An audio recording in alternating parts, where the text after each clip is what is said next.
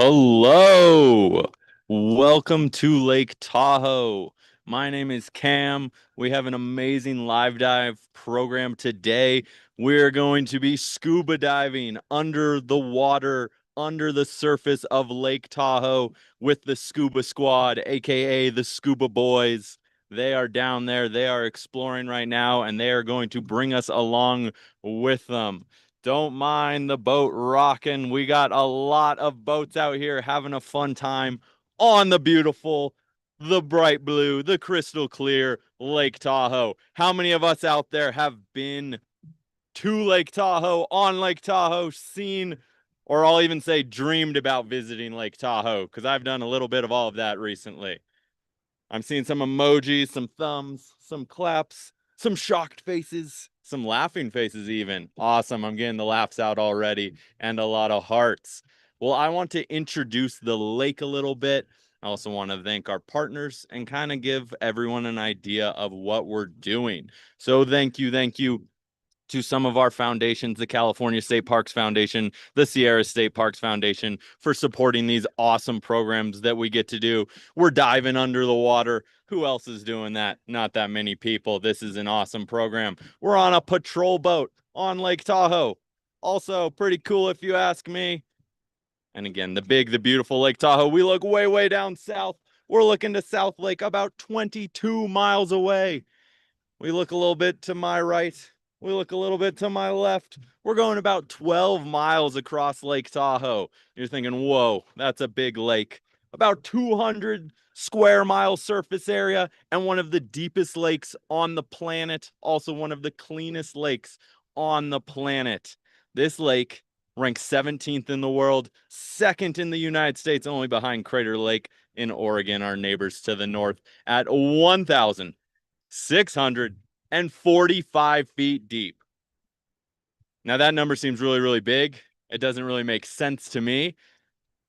So I like to think of it like jumping in a pool. You jump in a pool, you swim down to the bottom. At least I do. I swim down the bottom, I touch the bottom, I'm swimming to the top. I get to the surface, and I am out of breath. I am exhausted. Now, I'll admit I'm not the greatest swimmer. The lungs don't always function the best either. But that pool is maybe 10 feet deep.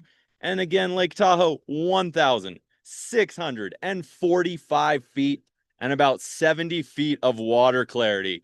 If we could look off the edge of the boat, which I'll go peek at, whoa, there's our scuba squad down there.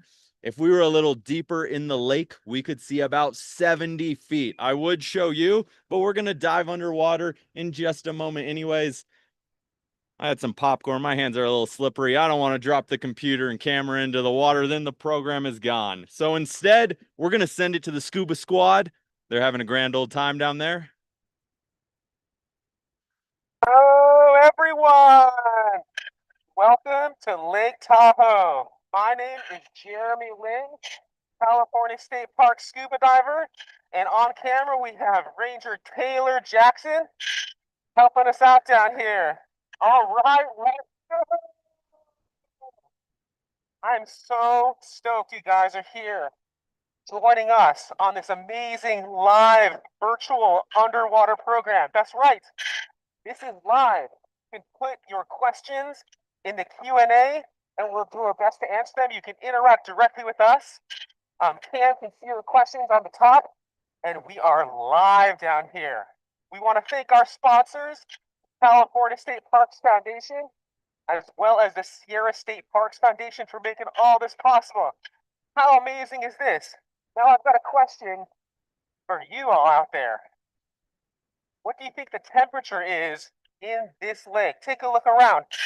What do you notice about this area over here? What are some of your observations? Looking around, I'm seeing some cool rocks over here. I'm seeing kind of this endless, beautiful blue water that goes in all directions. Man, how gorgeous is this? Let's see, how deep are we? Let me check my dive computer over here. We are about 13, we're about 13 feet deep right here, and we're going to be exploring this area throughout this live dive. I want to talk a little bit about communicating. So this is what we call a full face mask. You can see my eye, you can see part of my face. I have air pumping into this face mask, and then I've got a little microphone in here. That's what I'm using to talk to you all. I also have headphones right here. These headphones are connected up to the surface where I can hear Cam talk. So all your questions that you're asking or your comments that you're making are going to be going up to Cam and then relayed back to me through these headphones. Do we have any observations from our folks, Cam?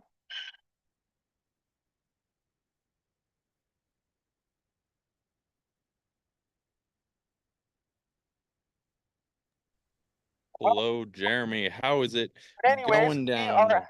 have a fantastic program for you all. You're going to be preparing to go and navigate some of these cool rock formations, but we're going to be learning a bit about what caused all this.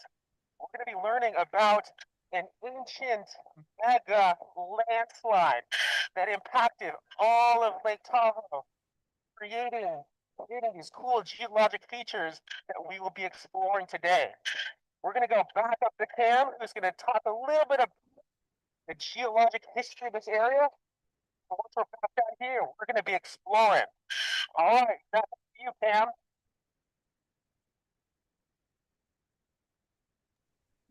Awesome. Thank you, Jeremy. It looks like a lot of fun down there. I'm a little jealous as we're rocking around a bunch. I'm getting a little seasick out here. I might have to join you all in the water a little later on. But I wanted to talk about some of the geologic history of this place, right? Land is constantly changing. The lake is constantly changing. So I want to talk a little bit and work our way through a slide deck, little PowerPoint presentation I put together. How did we get to have this big, beautiful lake, this crystal clear lake? There's lots of places where water flows into the lake, 63 inlets and only one outlet. How does all of that happen? I'm going to try to explain it. So I'm going to pull up my slide deck right here. We're going to look at some cool pictures, and then we're going to go back underwater. All righty. Are we seeing my slide deck? Awesome, awesome. So this big fancy picture with all these lines and arrows is to say at one point, this was very flat land, right? All of the tectonic plates, they're moving together, they're mashing together. And when they come together, what happens? What do? Do they all fall down? Sometimes we get little valleys, but a lot of them, they're pushing each other up. We get these big mountains. So if you look off this way a little bit, you can see some of the Carson Range, some of the mountains on the east shore of the lake. And if you look behind me here, maybe even seeing some of that snow back there, you see the main stem of the Sierra Nevada. So as those mountains rose higher and higher, climbing to heights of anywhere from 8 all the way to just shy of 11,000 feet in elevation. And when I say that, I mean almost 11,000 feet above sea level. Those mountains had to climb quite a ways. So where we start this story is about 24 million years ago. Those mountains slowly start rising, slowly start forming. And as the two mountains, the main stem of the Sierra Nevada and the Carson Range, skyrocket, reach up towards the clouds, the valley below sinks. And that's where we're floating today. But it wasn't always filled with water. Mountains draw storms. You see this picture of a snowy blizzard of snow filling up this hillside, covering these trees. The snow came, the rain came, everything in between, the hail, the sleet, all of it. And what does snow do? What does water do? The snow, when it melts, it runs to the lowest point, and that is what this basin is, the low point between the mountains. So 63 different places where water is melting and running into Lake Tahoe. And then it got really cold for a long time. What forms when it gets really cold? Giant glaciers, which is basically a frozen ice river. So these glaciers carving out this beautiful valley, this 22-mile long Tahoe Basin where the lake lies today and 12 miles wide. So some huge glaciers carving out this valley.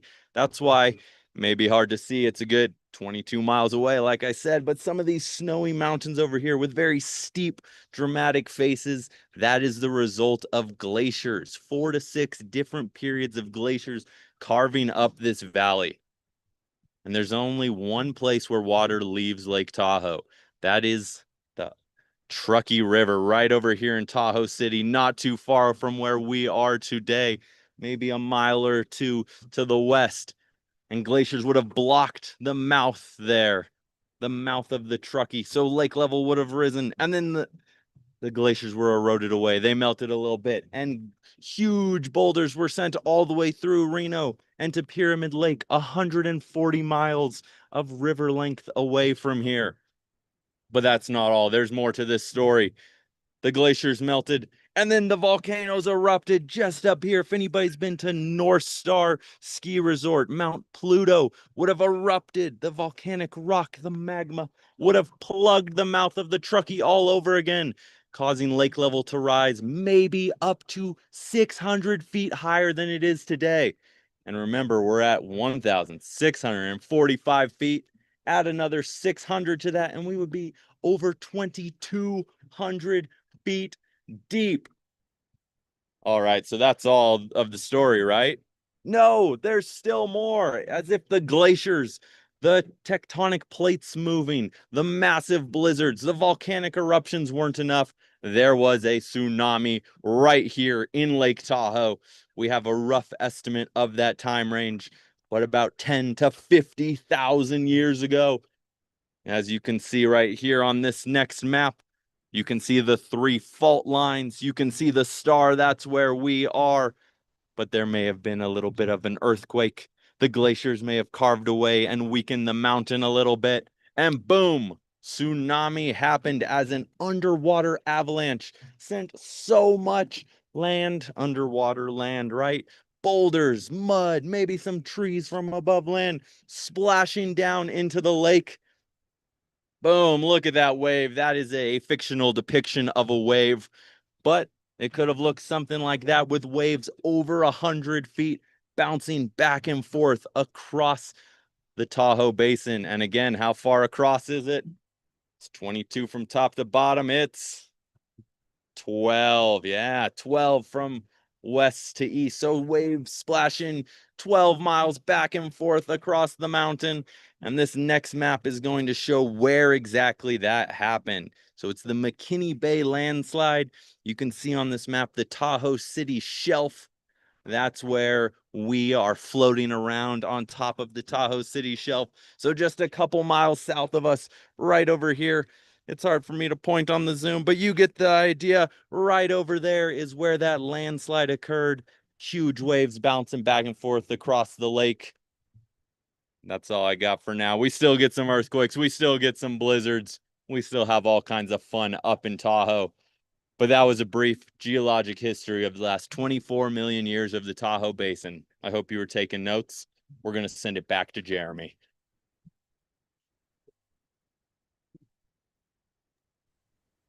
All right. I think Cam passed it back down to us. Thank you, Cam. All right. Welcome back underwater. Well, I want to know where we are. Cam mentioned the Tahoe City shelf are sitting right there underwater on this plateau of the Tahoe City shelf. It's about 2.5 miles north to south and about 2.8 miles east to west. We're sitting right on that shelf. Now, it's kind of hard to conceptualize actually how large that landslide was.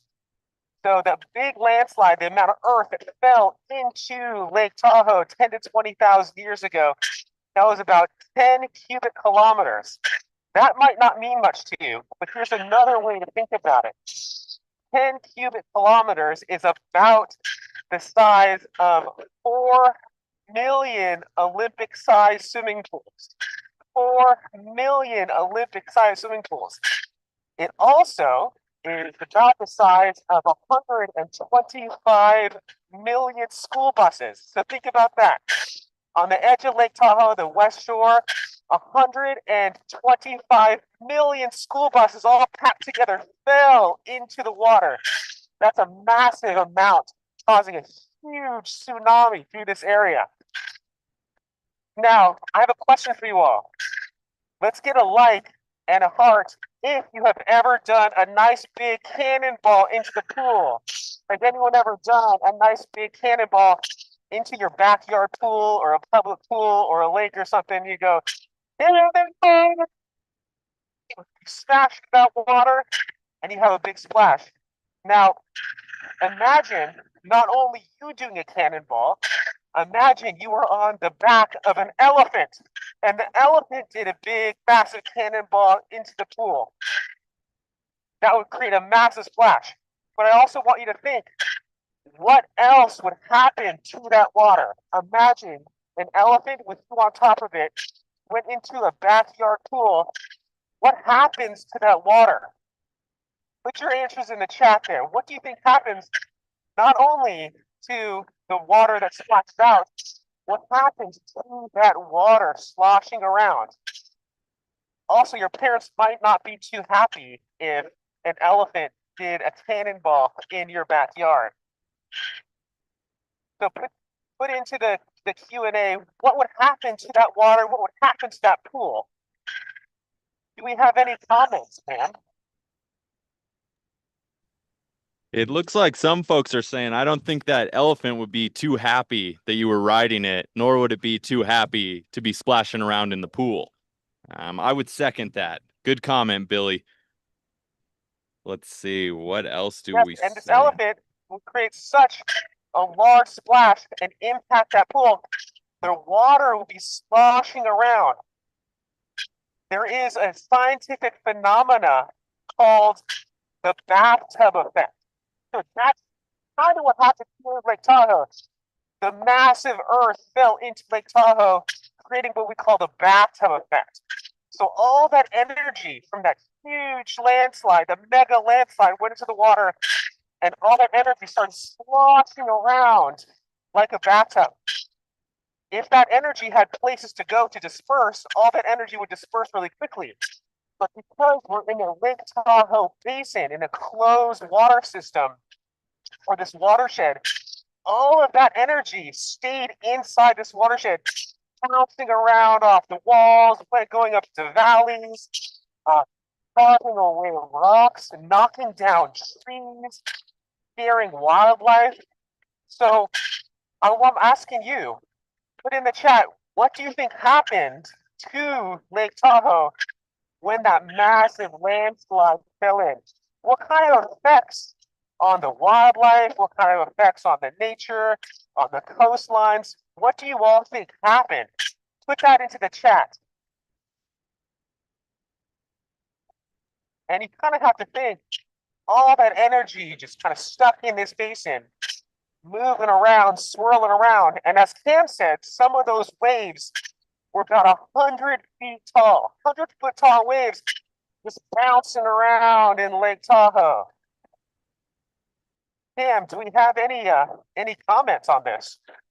Yeah, someone's saying the tsunami would have been crazy big. The landscape would have changed and it would have flooded everything around the area. Which I think those comments are spot on. Right? I'm Awesome. wondering what Now, people are the saying follow-up about question here. wildlife. Yeah. What is the name of the people that have been living in the Tahoe Basin since time immemorial? There were human beings living right around inside this Tahoe Basin when this massive tsunami and mega landslide happened. Does anyone know the name of the people that live here and have been living here and were present during the time? Any guesses? Put that into the chat. Yeah. Let's see what the group has to say. We have some more comments on what would have happened around the Tahoe Basin to the wildlife potentially. People are saying Lake Tahoe might have gone destroyed. Maybe the splash was so crazy that all the water left, maybe went up over mountains. We're also seeing some comments about the wildlife. Maybe birds flew around and were circling with nowhere to land. Maybe fish ended up in trees where they really shouldn't be, right? All kinds of craziness would have affected the wildlife. Ooh, and we have All of some. those things would happen. Those are great answers. Fantastic. Y'all are really thinking, kind of imagining the immensity of this landslide and the tsunami that happened. That is fantastic. Does anyone know the name of the people that were here in that time and that still are here today? Yes, we have an answer from Camille. She says Washoe tribe question mark. That's exactly it. Neil Ahmed. And Got it. Nicole seconds That's that with exactly it. The Washoe. Washoe tribe of Nevada and California have been here since time immemorial. And there are stories that they tell of a group from the Washoe Nation on the west side of Lake Tahoe in what we call modern day Sugar Pine Point State Park. And they have this documented and they tell stories about this. They heard a massive rumble, they heard the landslide, and they experienced the waves sloshing up into the creek there. And in fact, California State Parks is working with the Washoe tribe of Nevada and California to restore the name of that creek that they experienced these tsunami waves coming in. We're in the process right now to restore that name. And that name is pronounced Duk Me'em. Duk Me'em means wave. So Duk Me'em Wata means Wave Creek. Everybody say it with me. Here we go. Duk Me'em Me'em. Wata. One more time. Here we go. Duk Duck. Me'em Me'em. Wata. Wata. That means Wave Creek in the Washoe language. I'm still learning. I'm kind of brushing up on my Washoe. I'm trying to get it down. But now when you visit Sugar Pine Point State Park, you can go and see Duk Me'em Wata and experience and the place where the Washoe tribe have experienced uh, that massive tsunami wave from the landslide. Fantastic. All right. Now we're going to take a little exploration. So we have our column ropes here. We're going to need to look at. We're going to take a look at some of these rocks. Now, as we're moving along, I want you to tell me in the chat, what are the three major rock formation types? Does anyone know? Can anyone list the three major rock formation types? And take a look around. And also feel free to put in there what you think about these rocks that we're seeing here. Take a look at all these. Man, so cool. Look at all this.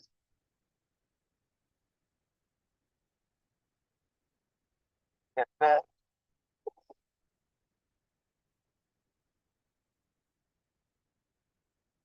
Line here real quick for a little exploration journey that we're going on. All right, was anyone able to list those three major rock formation types?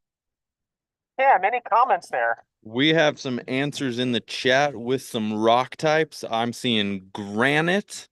I'm seeing sedentary. I'm seeing igneous, sedimentary, metamorphic. Someone knows them all, but they forgot all the names of them. And that they look like tiny volcanoes. That's what the chat is saying. All right. Excellent. Yes, that's what I was looking for, baby. I was looking for igneous. No, that's volcanic rock. Then we're also looking for metamorphic rock and sedimentary rock. So those are the three major rock formation types. Excellent. What we are seeing here on the Tahoe shelf is an igneous rock. It's a volcanic rock that creates the base underneath what I'm floating above right now.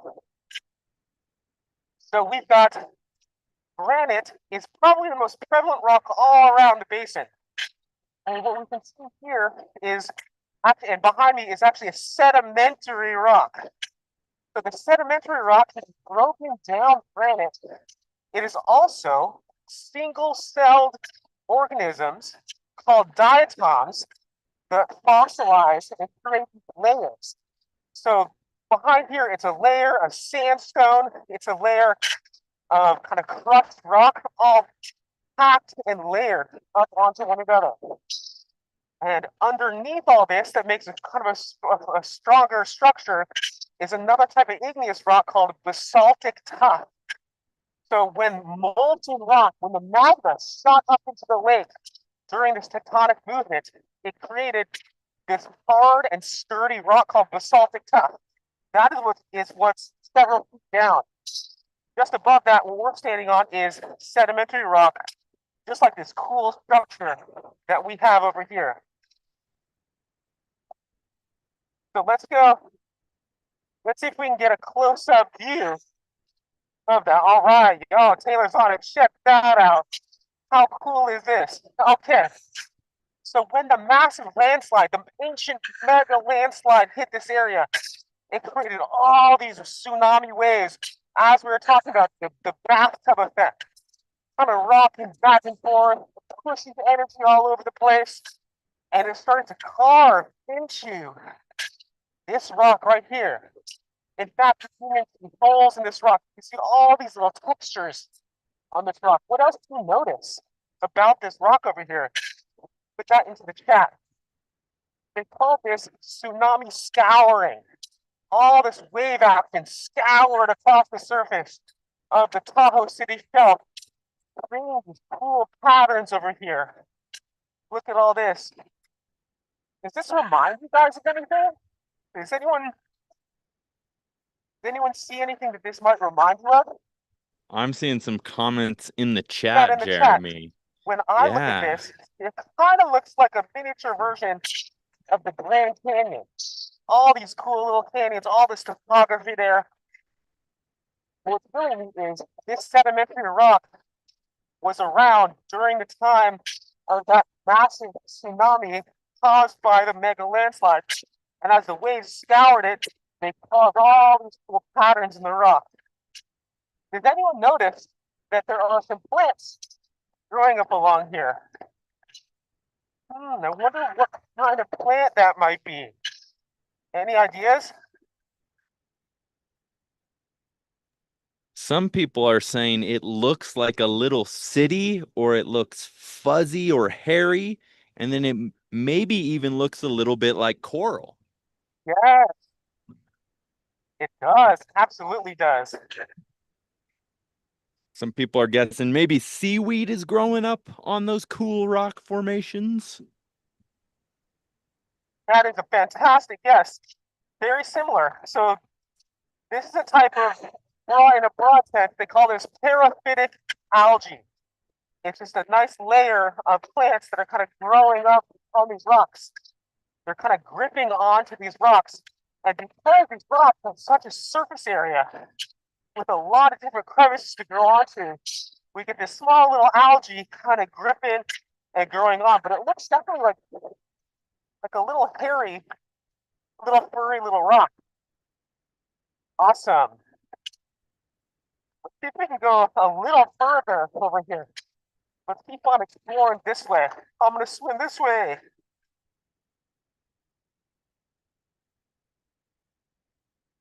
All right, let's see what we got over here. And you'll notice there's a lot of different kind of size rocks. This formation goes on this nice long length. We're going to see if we can go a little further and take another look. we'll also see these boulders and cobbles laying all around here. Now, these boulders and these cobbles, research has shown that they are glacier formed.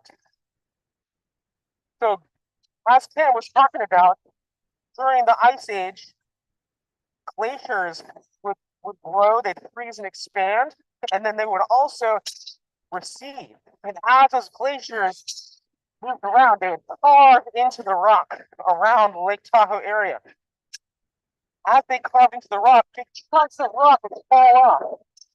And sometimes these glaciers would carry those rocks sometimes miles and then deposit them around here.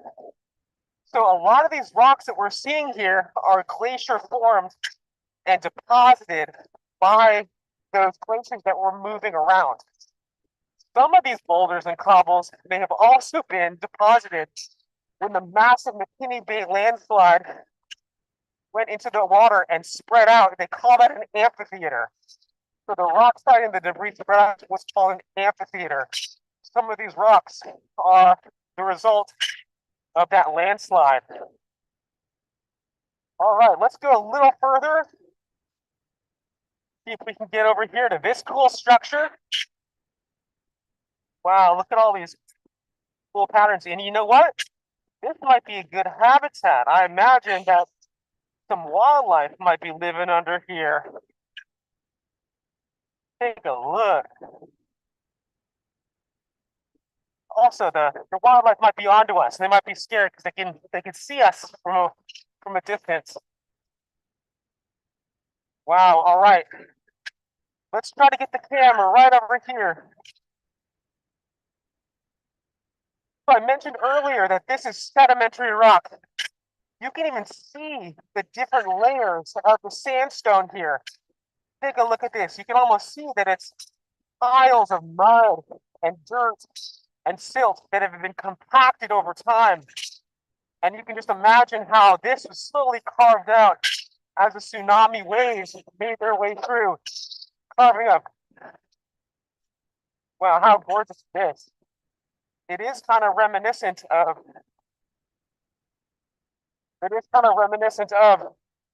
algae a little bit. Okay. All right, y'all. Well, one might not really think of Lake Tahoe down here as a tumultuous, kind of active area. However, even these peaceful, beautiful underwater regions are affected by large geologic forces. Excellent. Well, that's going to conclude our tour of our exploration down here, but we want to take some questions and answers. Does anyone have any questions for us as we round out this program? And back up to Cam too. How are you doing up there, Cam? Yeah, we got some questions rolling in. I also wanted to share one comment that I found quite amusing. You looked like Little Mermaid swimming around down there. I would take that as a high compliment, That's what I Jeremy. strive to be. That's what we're aiming for. That's the goal, right? I We got try to some be. That's my questions. inspiration, actually. Yes, that should be motivation. What Man. kind of fish might be living down in that city for fish? Oh, we're asking about the types of fish. Yeah, what types of fish? You want to take that one? I know a couple of the fish, but you're down there swimming with them. Oh, yeah. Well, I'll list one really important fish that I'm really passionate about, and then you can list a few others. The Lahontan cutthroat trout is one of the native fish to this area. They used to be really abundant all around this area. Very important food source for the Washoe tribe, and just gorgeous fish. And there's some reintroduction efforts that are happening right now to get those Lahontan cutthroat fish back into Lake Tahoe. Do you have any other fish you'd like to talk about, Pam? Yes, awesome. There's also some little whitefish or little minnow-sized fish that we believe are native to this lake. And then, unfortunately, we have a lot of introduced species. There's kokanee salmon, mackinaw, which is a huge lake trout. There are rainbow trout here as well. In some parts of the lake, way down south, There are bluegill and bass and catfish. There's even goldfish in the lake.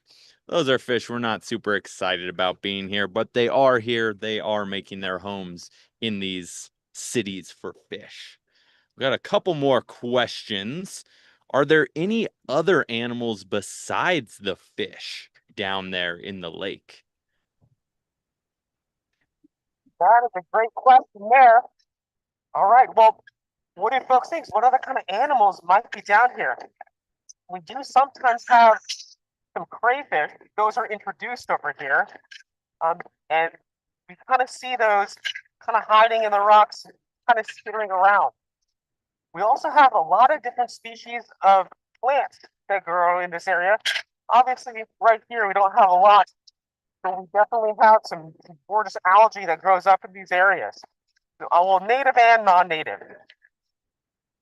We have a lot of other wildlife, including birds.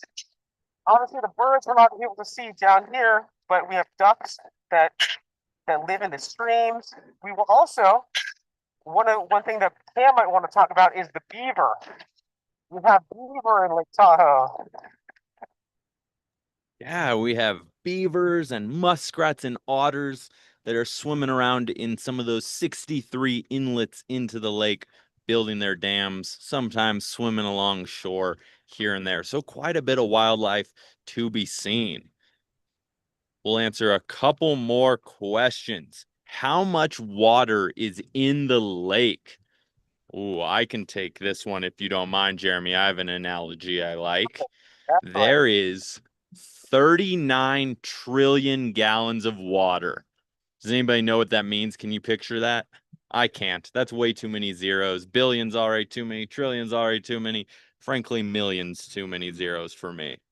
But that is enough water to cover the entire state of California in 14 and a half inches.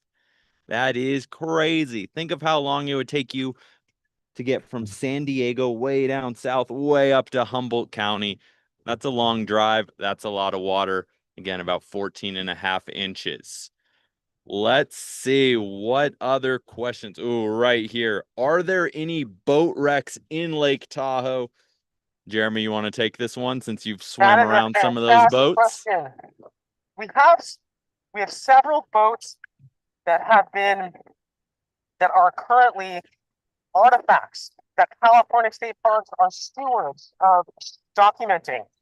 I'd recommend looking at the Emerald Bay Maritime Heritage Trail. It's an actual underwater trail where we have sunken boats that people can scuba dive to. But you can also snorkel and see some of these.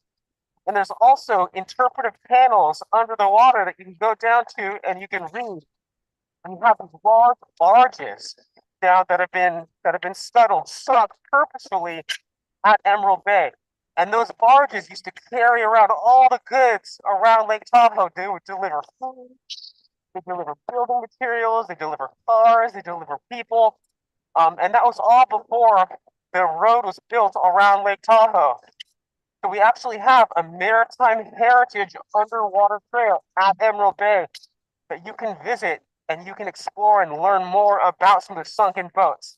A lot of the boats that we have here that California state parks are stewards for are sunken wooden fishing boats in the early 1900s. That was the main mode of transportation, and there was a lot of fishing being done during that time. So there's there's many boats to go explore in the Lake Tahoe area. Great question. Awesome, awesome. Thanks for plugging those other programs, Jeremy. Those are always lots of fun. And there's one more question I see that I would love to answer to wrap up this program. And it's very fitting because Tessie asks, is Tahoe Tessie there? And I want to say yes, she is. And in fact, I'm gonna hop in the lake and I'm gonna go looking for her. So I'm gonna say goodbye. I'm gonna go looking for Tahoe Tessie. But thank you all for joining us. It's been a fun live dive. I'm gonna go swimming. Cannonball!